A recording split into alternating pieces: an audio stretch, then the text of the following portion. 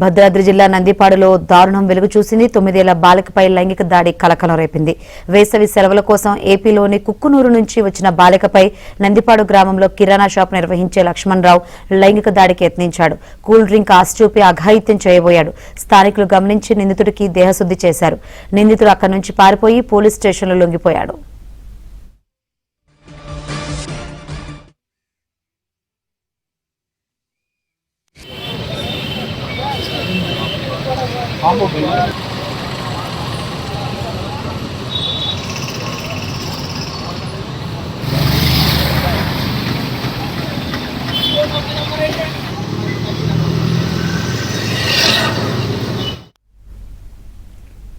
భద్రాద్రి జిల్లా నందిపాడులో దారుణం వెలుగు చూసింది. 9 ఏళ్ల బాలికపై లైంగిక దాడి కలకలం రేపింది.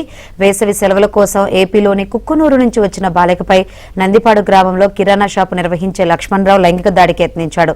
కూల్ డ్రింక్ ఆశ చూపి అఘాయిత్యం చేయబోయాడు. స్థానికులు గమనించి నిందితుడికి దేహశుద్ధి చేశారు. నిందితుడు అక్కడి నుంచి పారిపోయి పోలీస్ స్టేషన్లో లొంగిపోయాడు.